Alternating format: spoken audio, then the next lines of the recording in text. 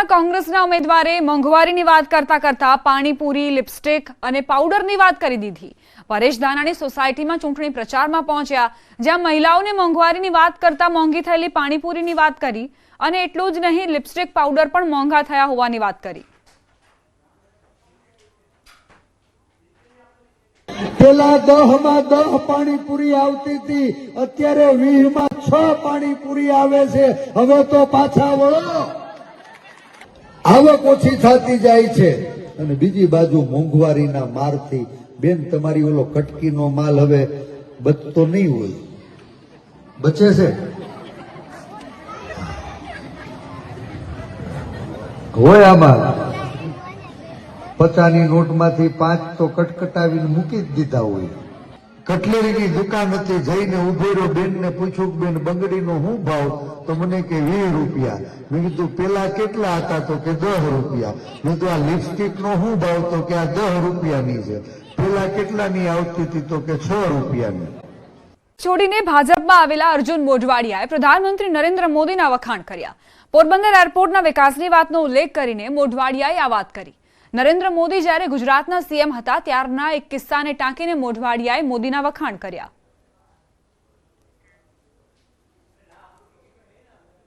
प्रफुल्ल पटेल जी के सामने, तो आप भी हमारा एयरपोर्ट का रनवे की लेंथ है वो 1300 मीटर है, इसलिए बड़ा प्लेन जो है यहाँ लैंड नहीं कर सकते, तो आप ये रनवे 1300 मीटर की जगह 2600 मीटर करवा दो। तो उन्होंने हाँ बोला कि मोदी जी हमें लैंड दे दे तो हम ये कर देंगे। उसी समय मोदी जी ने पब्लिकली कहा कि हम ये आपको लैंड देंगे, आप कर एयरपोर्ट का एक्सपेंशन कर दीजिए। तुरंत उन्होंने कलेक्टर को सूचित किया कि जल्दी से प्रपोजल भेजिए, लेकिन 2012 के बाद मैं एमएलए नहीं रहा और मोदी जी उसके बाद प्राइम मिनिस्टर बन गए, तो नेचुरली ये साइडलाइन हो गया। गुजरात सरकार में तो नहीं, वो तो सिर्फ पीएम साहब कर सकते हैं। तो मैंने गुजरात के मुख्यमंत्री विजय रूपाणी जी को बात की कि मोदी जी पब्लिकली ये प्रॉमिस देकर गए हैं।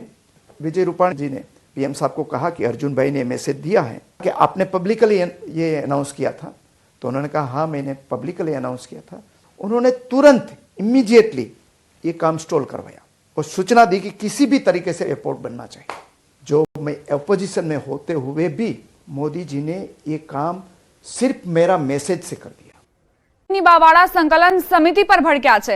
મહિલા આગેવાને સંકલન સમિતિને ટકોર કરી સમાજની આબરૂ જશે તો 5 તત્વોને બંગડી પહેરાવીશ। સંકલન સમિતિએ મને સાઇડલાઇન કરી હતી, મેં કોઈ પાસેથી પૈસા નથી લીધા।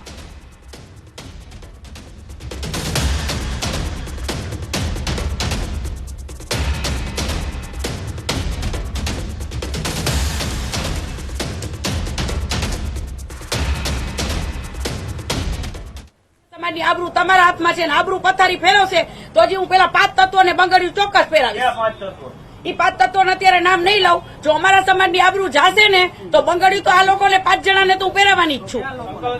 અત્યારે હું નામ નહીં આપું, ક્યાંક ને ક્યાંક અમારો સમાજ જ છે, પણ ઝંડો લીધો છે તો ઝંડો એવો લ્યો કે આપણા સમાજનું ક્યાંય ખરાબ ન દેખાવું જોઈએ। આપણા સમાજનું અત્યારે બધા પ્રશ્નો કરી જ રહ્યા છે। જોવો કે ભાઈ કેમ આ એવું કહી ગયા, તો આ કહી ગયા તો શું કામ કહી ગયા, તો જવાબ આપો।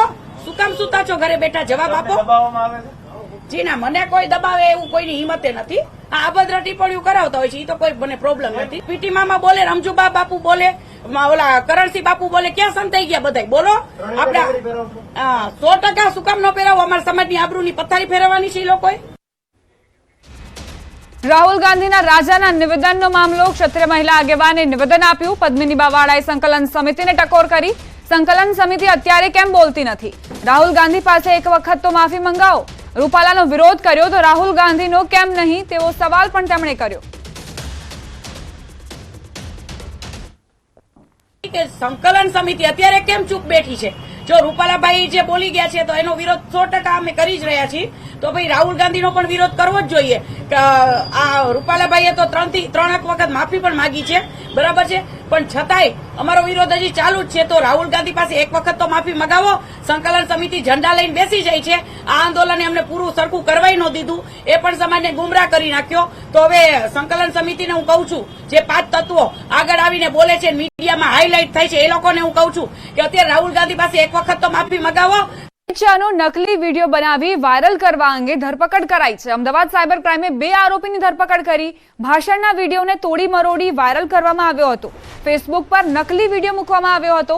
સતીશ વણસોલ, આરબી બારૈયા નામના આરોપીની ધરપકડ કરાઈ છે. સતીશ વણસોલ અને આરબી બારૈયા રાજકીય આગેવાનો છે. વિડીયો કોનાથી એડિટ કરાયો તેની પણ તપાસ શરૂ કરાઈ છે. અમદાવાદ સાયબર ક્રાઇમના મતે આરોપીએ એડિટ વિડીયો સોશિયલ મીડિયામાં પોસ્ટ કર્યો હતો. જો કે કોણે એડિટ કર્યો તે અંગે તપાસ ચાલુ છે. તેલંગાણામાં અમિત શાહની સભા હતી, તેનો નકલી વિડીયો બનાવી વાયરલ કરાયો હતો. પોલીસના મતે બંને આરોપીઓના બેકગ્રાઉન્ડ રાજકીય છે અને હાલમાં બંને આરોપીઓના ફોન એફએસએલમાં મોકલાયા છે.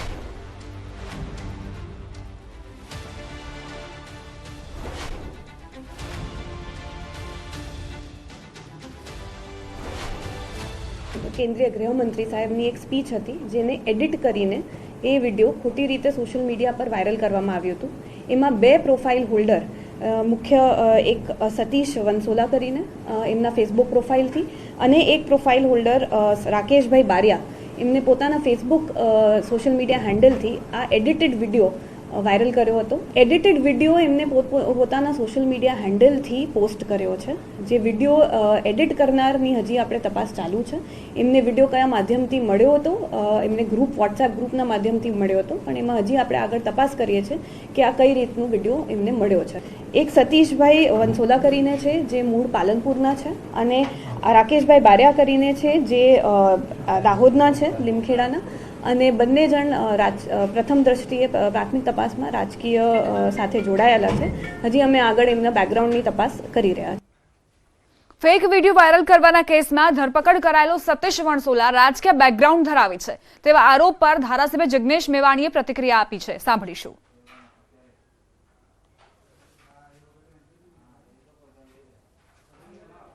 સતીશ વણસોલા એ મારો પીએ નહીં, મારો ભાઈ છે.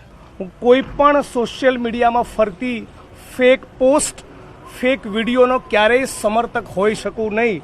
પણ આ સિલેક્ટિવલી અમુક માણસોને ટાર્ગેટ કરવામાં આવી રહ્યા છે અને એક સામાન્ય પરિવારના દીકરાએ શરત ચૂકના કારણે આવી પોસ્ટ ફેસબુકમાં મૂકી દીધી એટલે એને ટાર્ગેટ કરવામાં આવી રહ્યો છે. સતીશભાઈ એ 6 વર્ષથી મારી સાથે જોડાયેલા છે અને મને બહુ ગૌરવ છે. બહુ બાહોશ છોકરો છે, એકદમ નક્ષિક, પ્રામાણિક અને ઈમાનદાર છે.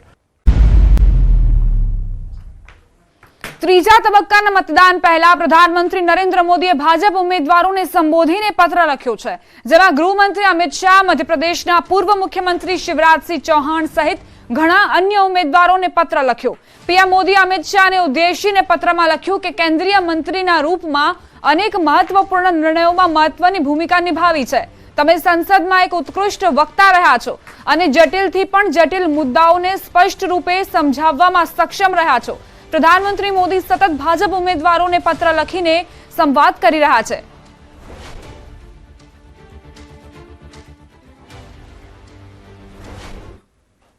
ઉમેદવારના રોડ શોમાં ભમરા ઉડ્યા. સમાચાર બનાસકાંઠાથી પ્રાપ્ત થઈ રહ્યા છે. બનાસકાંઠાના ધાનેરામાં રોડ શોમાં ભમરા ભડક્યા.